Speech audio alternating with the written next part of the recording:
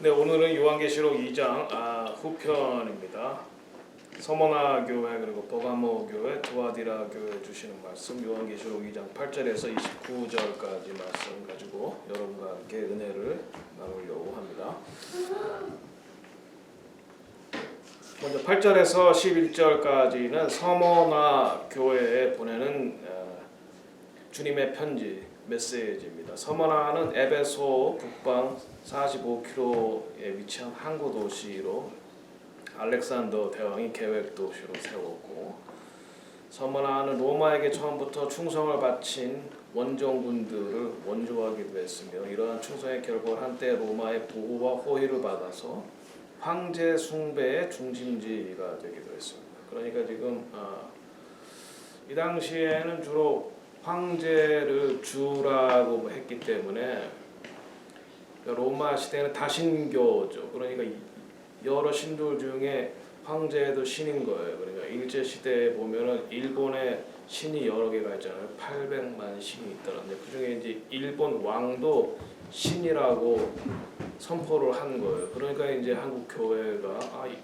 일본 왕은 사람인데 신을 섬길 수 없다. 그래서 이제 이러한 숭배를 거부하고, 그것 때문에 순교한 분이 대표적인 주기철 목사님이죠. 그래서 이 당시에는 황제 숭배가 일반적이었기 때문에, 그래서 이제 기독교인들 1세기에 박해를 받은, 황제를 주 큐리오스라고 할 수 없다. 우리는 예수만이 주님이시다, 큐리오스다, 이렇게 했기 때문에 초대교회 성도들이 핍박을 받았죠. 그리고 이 서머나는 특별히 유대인이 많이 이주하여 살았던 곳이므로 일부 유대인들이, 지금도 그렇지만 지금도 이스라엘에서는 정통파 유대인들이 예수를 메시아로 고백하는 메시아닉 주들을 박해하잖아요. 제가 이제 해년마다 이스라엘 가면 조금씩 분위기가 바뀌고 있기는 한데, 여전히 그러니까 정통파 유대인, 제 예루살렘의 친구 가운데 정통파 유대인이 있어요. 랍비예요, 레바. 그 집에 가서 제가 이제 안식일 디너에 동참하기도 했는데, 그분은 이제 이란계 유대인이기 때문에 중동의 그들의 조상들은 바벨론의 포로로 끌려가서 중동에 남아 있다가 이스라엘이 회복된 이후에 예루살렘에서 태어난 랍비. 그래서 그 사람은 기독교인에 대한 부정적인 감정은 좀 많이 없는 거예요. 그러니까 오히려 중동 땅에 있었던 유대인들이 덜 박해를 받았다 그래요, 상대적으로.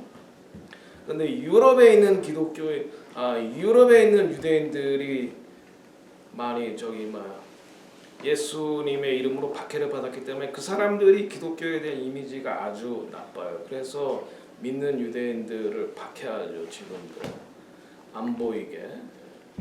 어쨌든 이 당시에 서머나 지역에는 유대인들이 많이 있었는데, 그 유대인 중에서 일부 유대인들이, 정통파 유대인들 같은 사람들이 예수를 믿는 메시아닉 유대인들을 박해했죠. 사도 바울이 거기에 대표적인 사람 아니에요. 사도 바울이 바리새인 정통파 유대인이니까 예수를 메시아라고 고백하는 거, 그리고 하나님을 모독하는 것이라고 봤어요. 왜? 나무에 달려 돌아가셨으니까. 예수님이 하나님의, 그건 신명기법에는 저주를 받았는데 그 사람을 메시아라고 고백하니까 이거는 하나님을 모독하는 거라고 봤어요. 그러나 하나님께서 예수님을 부활시켰다는 거를 모르는 거죠. 그래서 우리가 유대인들을 위해서 기도할 때에는 그들의 눈에서 비늘을 벗겨 주셔서 예수와가 그들의 메시아임을 알게 하소서, 우리가 그렇게 기도해야 될 필요가 있습니다.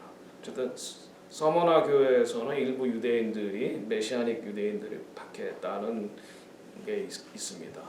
그래서 이 서머나 교회는 핍박을 받는 교회입니다. 8절에 보면 서머나 교회 사자에게 편지하라.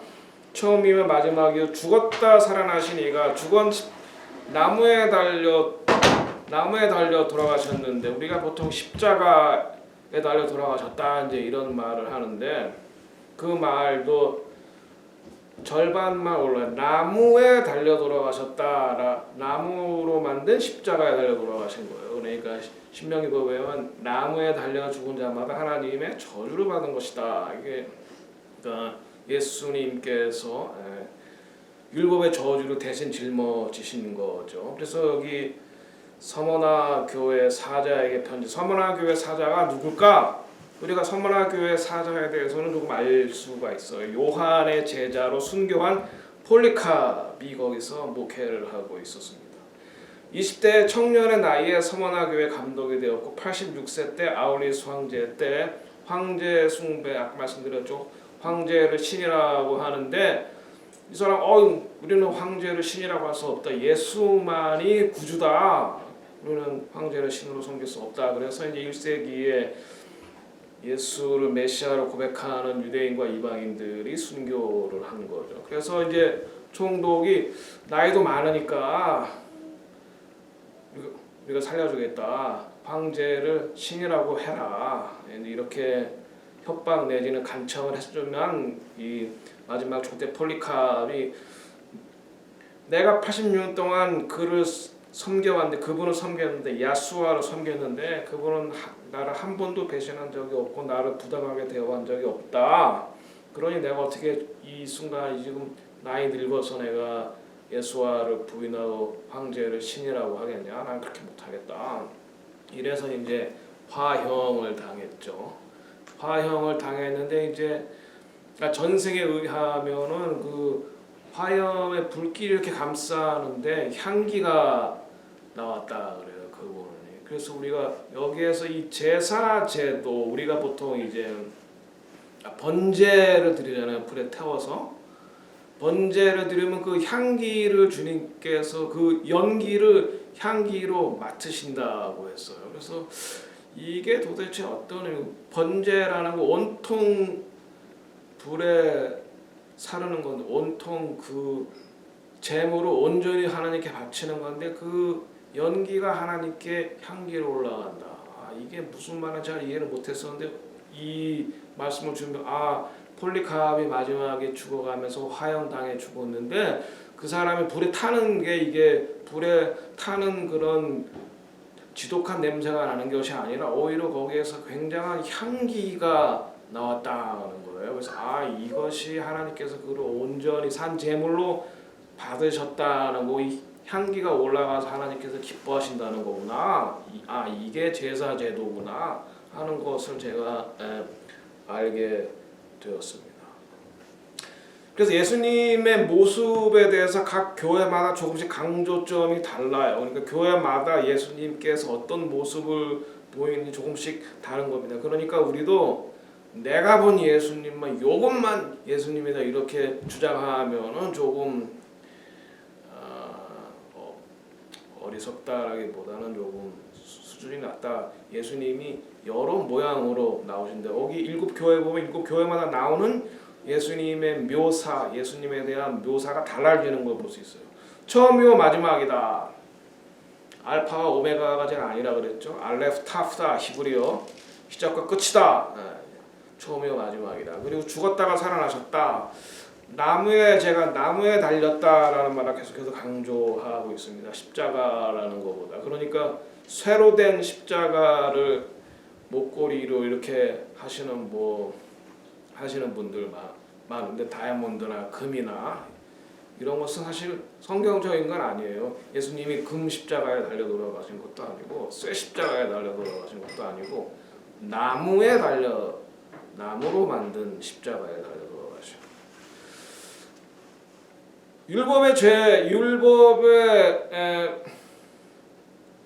율법의 저주를 지셨지만 하나님께서 예수님을 살리셨다 이 말이죠. 그러니까 유월절 어린 양으로 돌아가셨지만 하나님께서 초실절 때 예수님을 살리신 거죠. 그래서 죽었다가 다시 사시니 죽었으나 하나님께서 살리시니. 그리고 여기 보면 자칭 유대인이라는 게 나와요. 이 구절이 많은 사람들이 올바로 해석하지 못하고 있는 구절이에요. Those who say they are Jew and are not. 자칭 내가 내 환난과 궁핍을 알거니와 실상은 내가 부요한 자니라. 자칭 유대인이라는 자들의 비방도 알거니와 실상은 유대인이 아니요 사탄의 회당이라. 여기 서머나 교회에 자칭 유대인들이 있었다.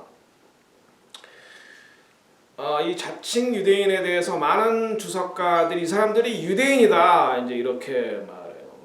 그러나 저는 그렇게 보지 않습니다. 그거 뭐 이미 거기에는 반유대적인 신학이 반유대적인 생각이 들어가 있는 거예요. 여기 분명히 보면은 자칭 유대인이라고 하나 그들이 유대인이 아니다라고 말하고 있어요. 그러니까 인종적인 유대인이 아닌 거예요. 인종적으로 유대인이 아닌 사람들. 그럼 이 사람들이 누구냐? 이 자칭 유대인이라는 것은 이방인인데 유대교로 개종한 사람들을 말하는 거예요. 이방인인데 그 당시에는 이방인이 유대교를 좋아해서 유대교의 도덕과 그런 것들, 유대교의 질서와 이런 것들을 좋아해서 이방인인데 유대교로 개종한 사람도 있어요. 그런 사람들은 할례를 받고 이제 회당에서 레바이한테 교육을 많이 받은 뒤에 레바이가 허락을 하면은 할례 받고 유대교로 개종을 한 거예요.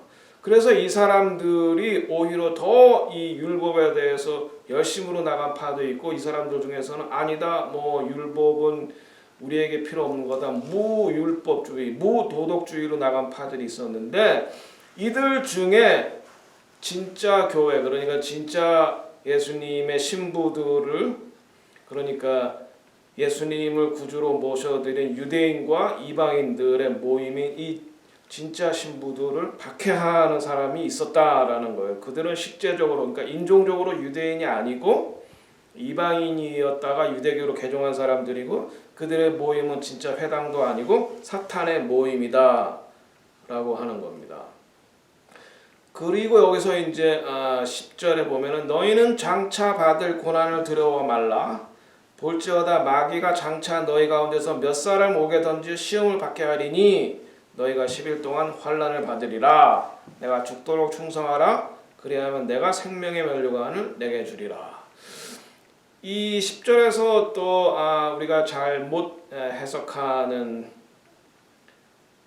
일단의 무리들이 죽도록 충성하라 이 말씀을 인데 이것은 이제 죽는 순간까지 예수를 부인하지 마라. 네, 그러니까 폴리카프처럼 죽는 순간에도 부인하지 마라. 우리가 지금 이런 얘기를 들을 때는 뭐 누구나 다 그렇게 어렵지 않은 것 같아요.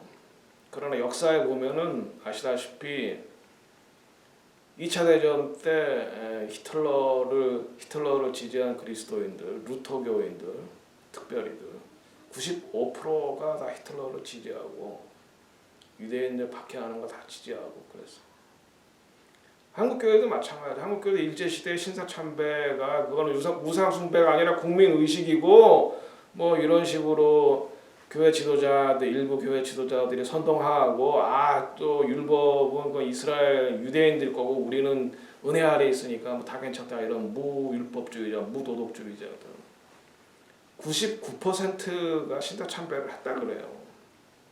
모르겠어요. 저는 그때 안 살아봤으니까 역사학자들이 하는 얘기죠.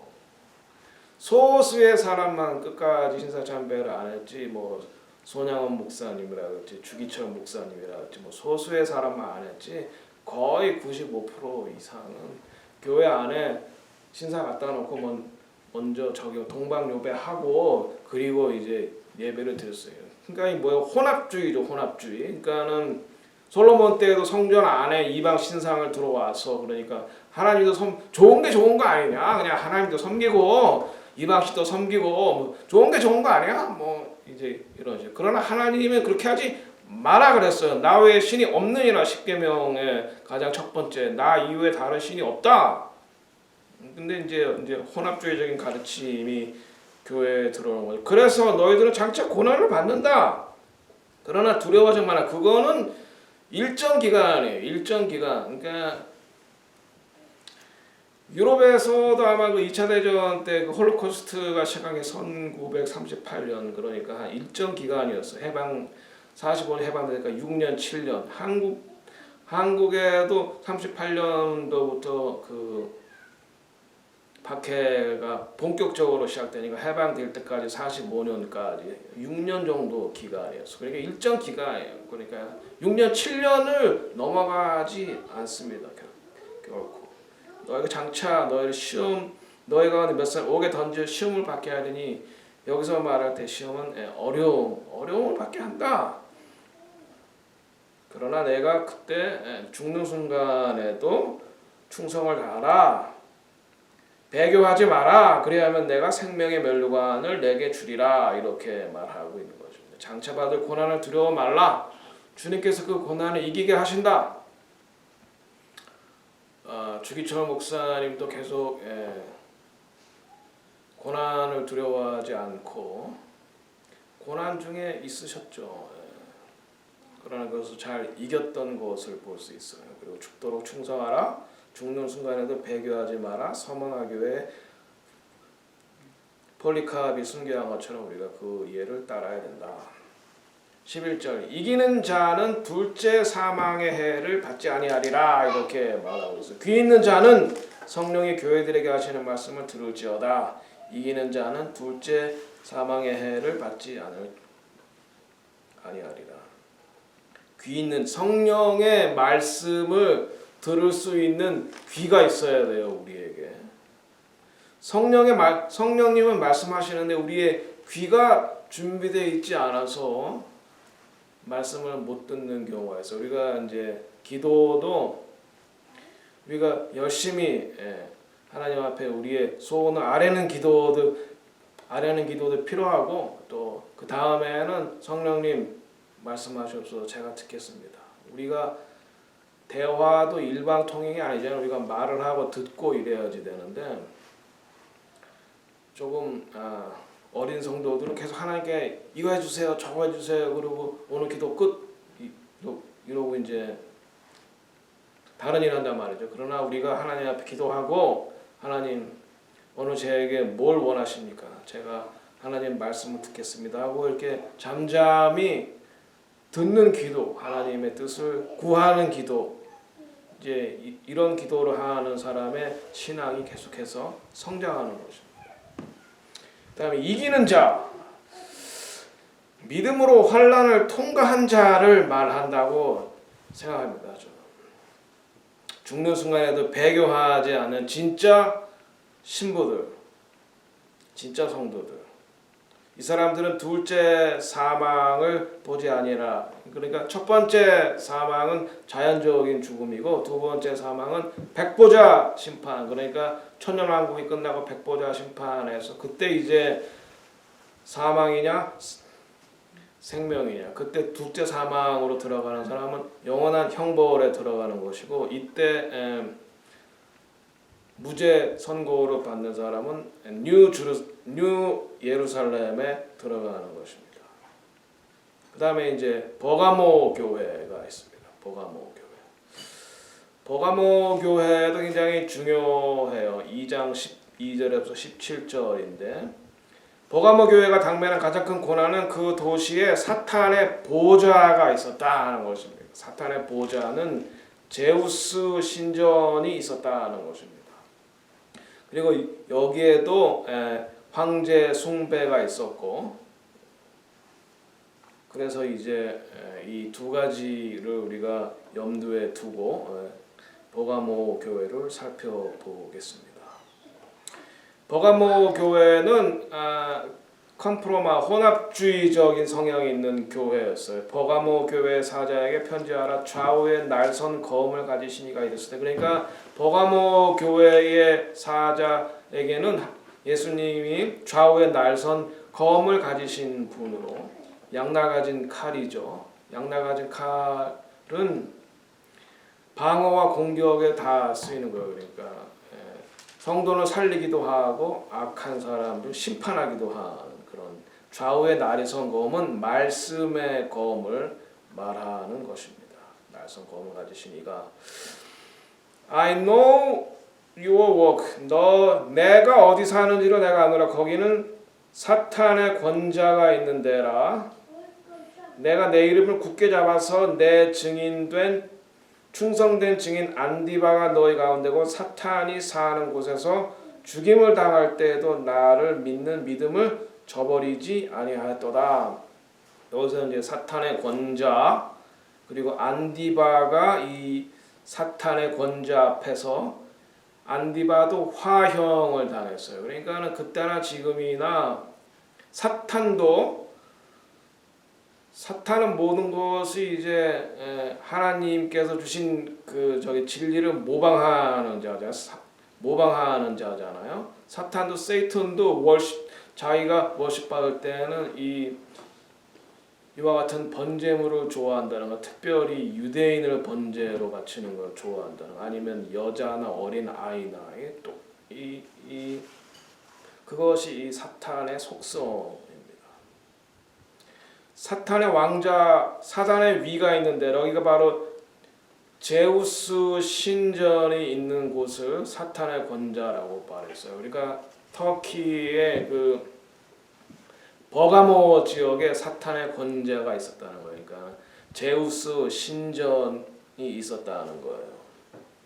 그런데 보세요. 이 안디바스가 여기서 사탄의 보좌가 있던 곳에서 순교했는데 바로 화형을 당한 거예요. 그러니까 사탄교를 믿는 사람들이 안디바스를 그 사탄에게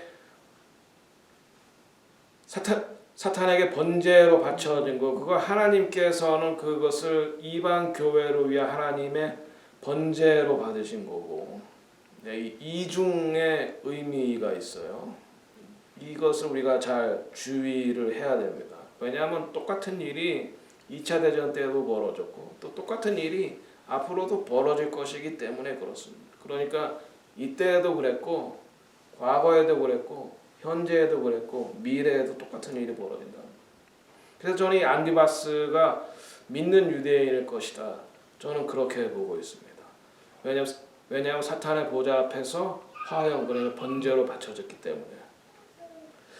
그런데 여러분 보세요. 이 사탄의 보좌가 지금 어디에 복원됐냐면 베를린에 복원되어 있어요. 베를린에. 이것이 이제 18세기 말에 독일의 그러니까 고고학자가 버가모 지역에 가서 그 사탄의 보좌가 있던 제우스 신전을 발굴을 한 거예요. 발굴을 해서 터키 정부의 허락을 받아서 거기에 있는 모든 돌들을 다 독일에 있는 베를린으로 옮겨와요. 베를린으로 1910년, 1930년까지 옮겨와서 베를린에서 그걸 버가모 뮤지엄이라고 해서 완전히 복원을 해놔요. 100%.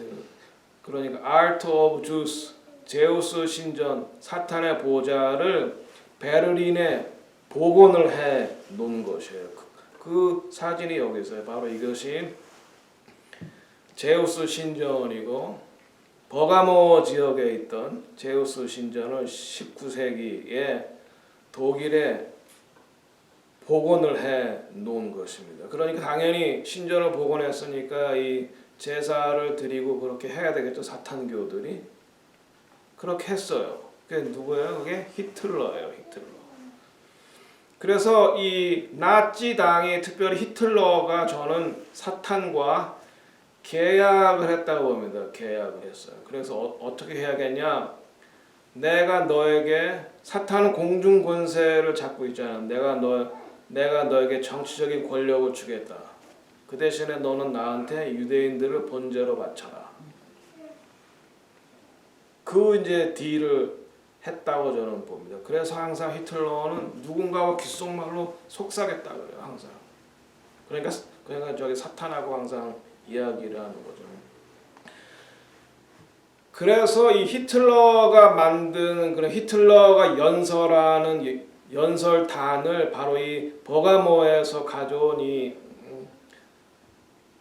제우스 신전 모양을 따서 그러니까 저기 강단을 만들었다는 거예요. 그래서 히틀러가 왜 연설을 굉장히 잘했잖아요. 군중들을 선동하는데 대가였다고 하는데 그런 연설의 힘, 그런 힘들이 바로 사탄에게서 힘을 얻고 그에게서 아이디어를 얻어서 그래서 실질적으로 이 누른버그에서 히틀러가 파이널 솔루션 그러니까 최종 해결책이라고 하면서 유대인들 600만을 자기가 유대인들을 전부 다 없애버리겠다라고 선포를 한 그 단이 바로 이 제우스의 단을 가지고 만든 단 위에서 누른버그에서 600만의 유대인들을 burnt offering, 그러니까 번제로 자기가 사탄에게 바치겠다 이렇게 말한 거예요.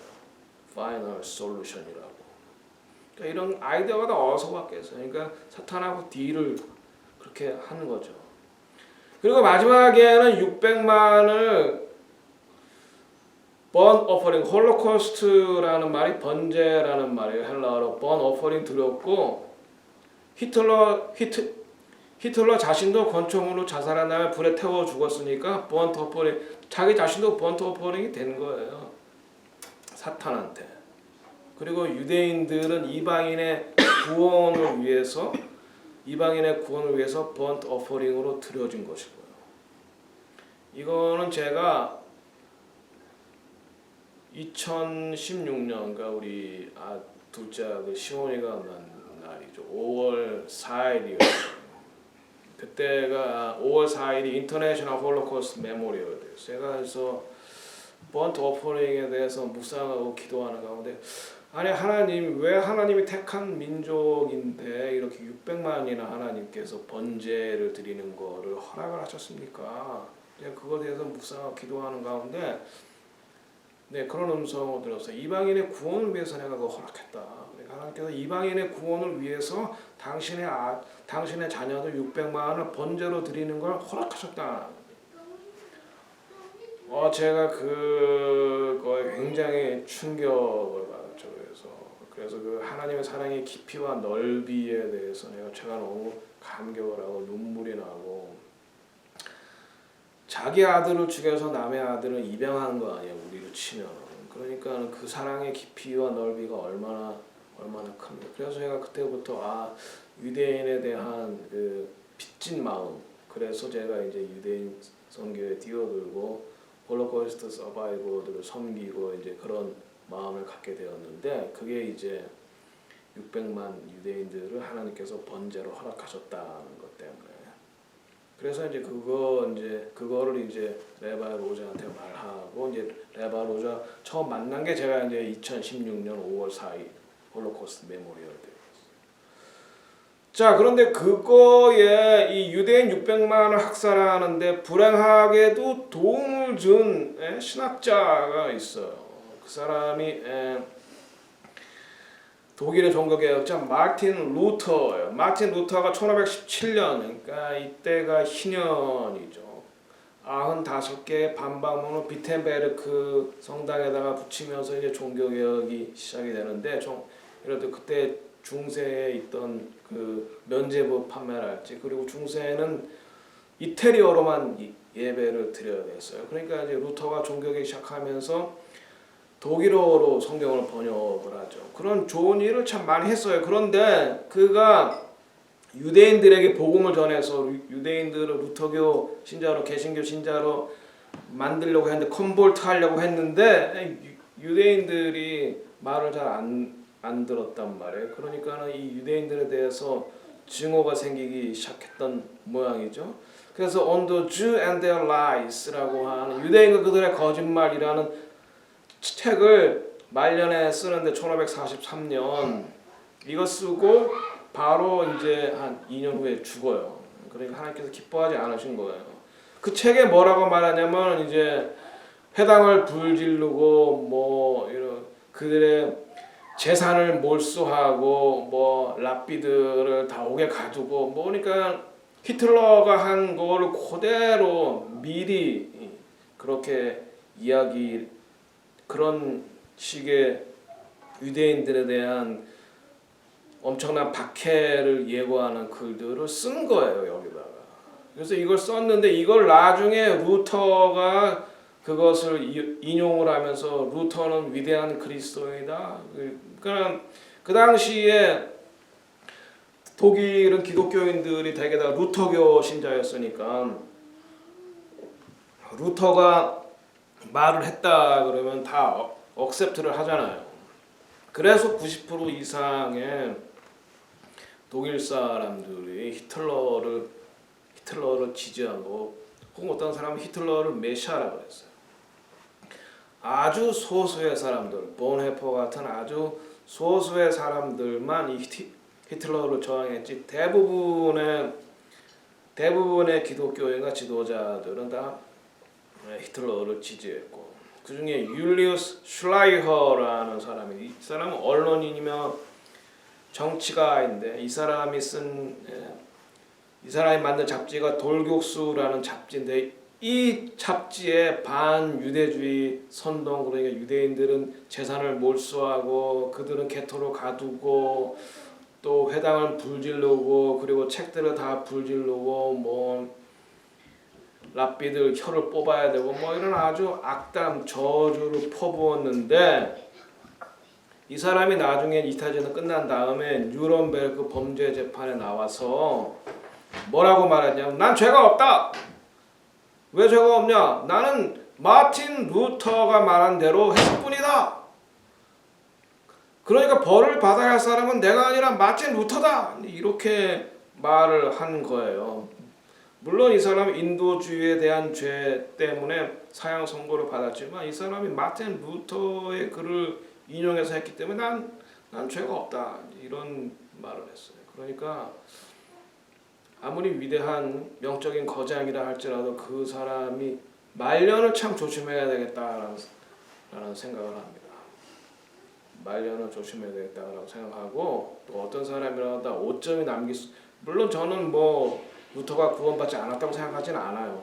하지만 이 루터의 이 마지막 결정적인 실수 하나가 얼마나 인류 역사와 기독교 역사와 유대인 선교에 치명적인 오점을 남겼는지는 우리가 두고두고 반성을 해야 될 그러한 점입니다.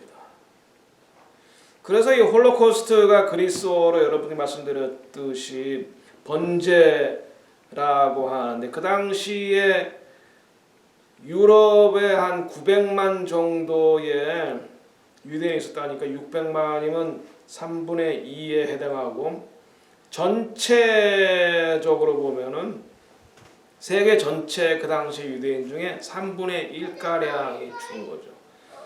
그 당시 세계 전체의 유대인 인구가 한 1,500만 정도 됐다고 하는데, 근데 그 숫자가 아직도 회복이 안 됐어요. 그러니까 이때 이게 벌써 몇 년 전에 70년 훨씬 전인데, 그 당시에 입은 이 상처가 얼마나 컸겠어요. 그러니까 유대인들은 히틀러 밑에, 물론 히틀러 밑에 많은 수의 기독교인들이 가담했기 때문에 유대인들은 그냥 아주 저게 심플하게 기독교인들이 우리를 죽였다, 그냥 그렇게 생각해요. 기독교인들이 우리를 죽였다, 이렇게. 이제 그러니까 유대인들 중에 예수를 믿는 사람은 민족 반역, 히틀러의 앞잡이다, 이제 이렇게 생각을 하는 거예요. 이제 그러니까 유대인 선교가 그렇게 어려운 겁니다. 그러나 앞으로도 이와 같은 일이 또 일어날 것이며, 그때도 이렇게 유대인들이 희생양이 될 거다. 그리고 앞으로 적그리스도는 히틀러와 같이 사탄의 권자가 있는 독일 베를린에서